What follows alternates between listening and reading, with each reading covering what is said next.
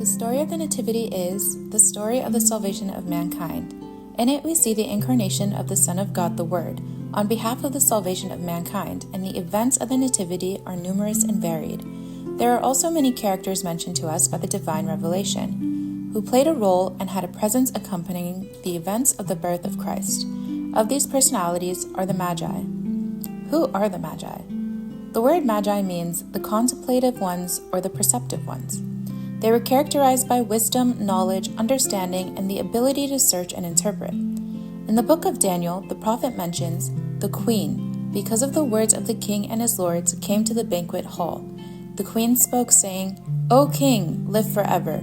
Do not let your thoughts trouble you, nor let your countenance change. There is a man in your kingdom in whom is the spirit of the holy God. And in the days of your father, light and understanding and wisdom, like the wisdom of the gods, were found in him. And King Nebuchadnezzar, your father the king, made him chief of the magicians, astrologers, Chaldeans, and soothsayers. Inasmuch as an excellent spirit, knowledge, understanding, interpreting dreams, solving riddles, and explaining enigmas were found in this Daniel, whom the king named Belteshazzar. Now let Daniel be called, and he will give the interpretation." This is found in Daniel chapter 5, verses 10 to 12. The historian Herodotus mentions that the Magi were wise men from the East, and that they were servants of the religion of Zoroastrianism. They were distinguished by their unique clothing and their separate dwelling from the people. It is said that they were originally one of the Median tribes, and they tried to rid themselves of Persian influence but failed, so they withdrew from political activity. Since then, they became a tribe of priests in the kingdom of Persia.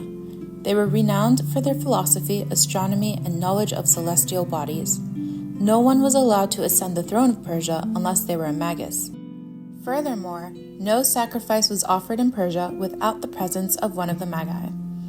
Tradition states that their teacher Zoroaster had prophesied to them that a virgin would conceive a child who would be a king for the Jews and all of humanity. At his birth, a star would appear, shining during the day, and the Magi would be the first to see it. He instructed them to watch for the sign, and when they saw the star, they were to go to him, who is Christ, worship him, and present their offerings, for he was the Word who dwells in the heavens. Therefore, they came to seek him out and present him with the honor due to him. So, what are their names and how many were they? So tradition confirms that the Magi were three, and their names were Casper, who was a young man with a shaved beard from the descendants of Shem. He is the one who presented the frankincense.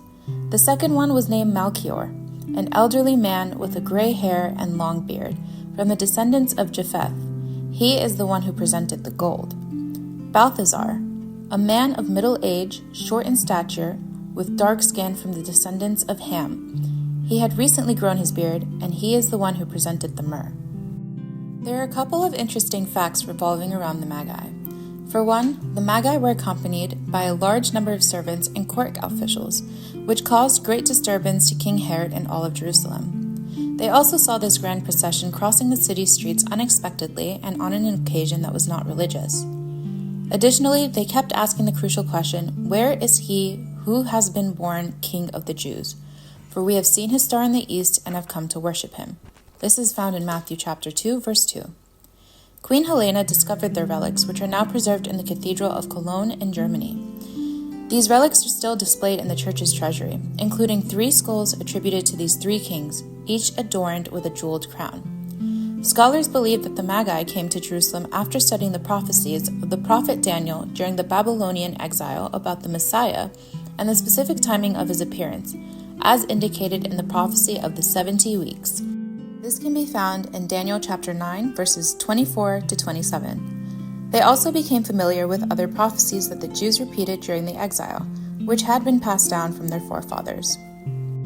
But why did the star appear to the Magi and not to the others? So St. Dionysius, the Areopagite, says, "It is remarkable that Jesus appeared to the pagan nations, not to the Jews and his own people. The testimony of the outsider is more likely to be believed than the testimony of the insider. This was done to counteract the disbelief of the Jews with the faith of the nations. The Jews might say, 'We did not know when and where he was born,' thus silencing the unbelieving Jews who had rejected the prophet's words. The Magi came to proclaim the message of the prophets as the sign of his birth appeared only to them, and through them it spread throughout the world. Jesus revealed himself to the distant Magi because the nearby Jews rejected him and silenced the prophecies. When the Jews ceased their preaching, God opened the mouths of the distant Magi. So the Magi were waiting. In the interest of the Magi and the star, their preparation of valuable gifts with deep meaning, their serious pursuit of the star, and their arrival at the child Jesus after a long, perilous journey all demonstrate that the Jews were not the only group waiting for the Messiah. Other tribes of the earth were also in a state of waiting, though they did not have the clear vision that the Jews did. Some have asked, why did God guide the Magi through the star? St. John Chrysostom says, there was no other way to draw them. If he had sent them prophets, they would not have tolerated their teachings. If he had sent a voice from heaven, they would have blocked their ears. If he had sent an angel, they might have turned away.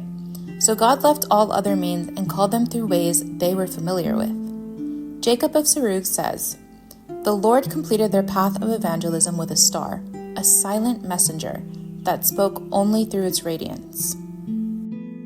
Why did the Magi leave their country and follow the star? Well, the star was the most suitable means for God to communicate with the Magi because they were experts in astronomy and the study of stars.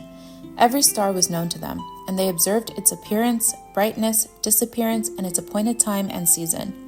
When a strange star appeared, close to the earth, large in size, and moved unusually, it suggested special meaning. Their astonishment grew, and they were drawn to the star, confident it would lead them to the King of Kings, as their teachers and ancestors had foretold. So all in all, God elevates the Magi. Although God drew them through the star, he did not stop there. After leading them to the manger where the incarnate God was, he spoke to them through an angel who appeared to them in a dream, instructing them not to return to Herod. They obeyed in faith, and this can be seen in Matthew chapter 2, verse 12. So what were the virtues of the Magi? The first couple of virtues are diligence and activity. The Magi endured a long, arduous, and dangerous journey that lasted nearly 2 years, coming from distant lands to see the king spoken of in the prophecies. The second group is humility, simplicity, and generosity.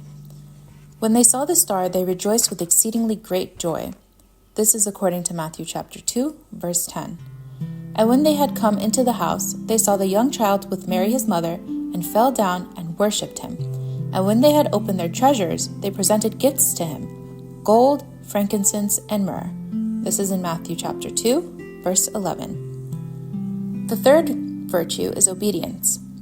Then, being divinely warned in a dream that they should not return to Herod, they departed for their own country another way. This is in Matthew chapter 2, verse 12. The fourth virtue is life of surrender. In Matthew chapter 2, verse 9, it states, when they heard the king, they departed, and behold, the star which they had seen in the east went before them, till it came and stood over where the young child was. The last virtue is evangelism. After worshiping the child Jesus, the Magi returned to their country and became proclaimers of the newborn King Jesus.